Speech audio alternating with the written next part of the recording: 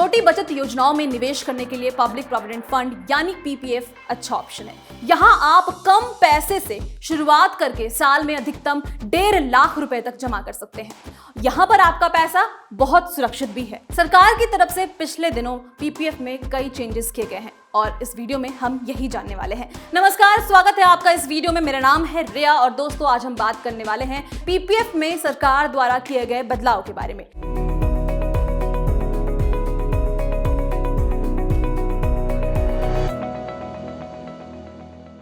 महीने में एक बार में ही आपको पैसे जमा कराने होंगे, ये सबसे पहला बदलाव है। पीपीएफ खाते में निवेश 50 रुपए के मल्टीपल में होना जरूरी है और यह राशि सालाना कम से कम 500 रुपए या उससे ज्यादा होनी चाहिए। लेकिन पीपीएफ अकाउंट में आप पूरे फाइनेंशियल ईयर में 1.5 लाख तक जमा कर सकते हैं। इस पर ही आपको टैक्स छूट का फायदा मिलेगा और इसके अलावा महीने में एक ही बार आप पीपीएफ खाते में पैसा जमा करा सकते हैं। अगली जो जानकारी दी गई है, अगली जो चेंज किए गए हैं वो है ब्याज दर में भारी कमी।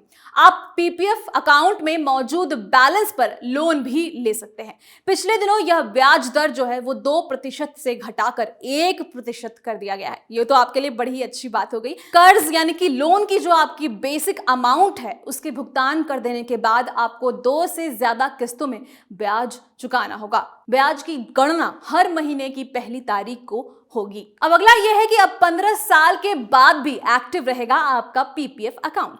15 साल तक निवेश करने के बाद भी अगर आप इन्वेस्टमेंट के इच्छुक हैं तो आप अपने पीपीएफ अकाउंट को बिना निवेश के भी जारी कर सकते हैं।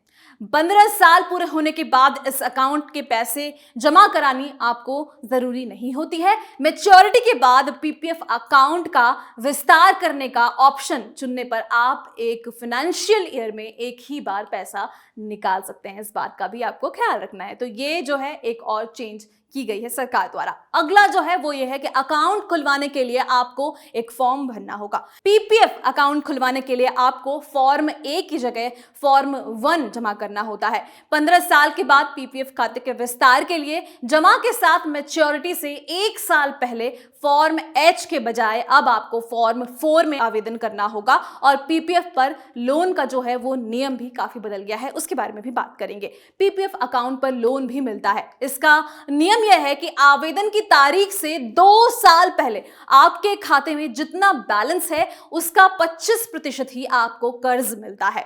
आसान भाषा में समझे तो 31 मार्च 2022 को लोन के लिए आवेदन किया गया। इससे 2 साल पहले यानी कि 31 मार्च 2020 को पीपीएफ अकाउंट में 1 लाख रुपए थे तो आपको इसका 25% यानी कि 25,000 लोन मिल सकता है। तो ये तमाम चेंजेस जो हैं वो गवर्नमेंट के द्वारा किए गए हैं। आपको मैंने जैसा कि पहले बताया कि छोटी बचत योजनाओं में निवेश करने के लिए पब्लिक प्रोविडेंट फंड जो है वो सबसे ज्यादा अच्छा भी है और लोग इसको काफी प्रेफर भी करते हैं। तो यहाँ पर आपका पैसा जो है वो बहुत सुरक्षित होता है। मैं जब बात कर रही थी अपने कलीग से तो उन्होंने भी मुझे बताया था कि पीपीएफ अकाउंट कैसे बहुत फायदेमंद है और इसके जो चेंजेस किए गए हैं अब आपको अच्छी तरह से समझना होगा कि आप कैसे एक महीने में कितनी बार इन्वेस्टमेंट कर सकते हैं। एक ही कर सकते हैं, लिमिटेड हो गया है सब कुछ। आपको लोन मिल सकता है, उसके परसेंटेज भी मैंने आपको बता दिए और इसके अलावा यहाँ पर जो है रेट ऑफ इंटरेस्ट भी कम कर दिया गया है। जो पहले 2% था वो अब 1% हो गया है। तो ये सारे चेंजेस जो है बीते दिनों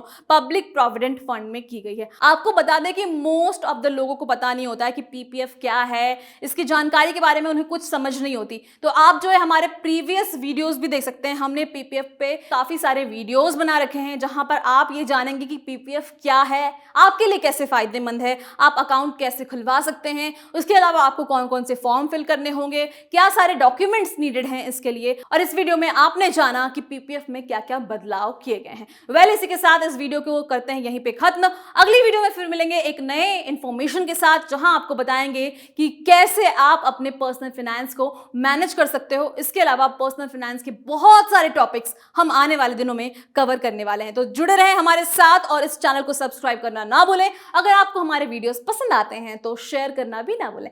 इसी के साथ टाटा बाय बाय। आप अपना ख्याल रखें और साथ ही साथ अपने फाइनेंस का भी ख्याल रखें।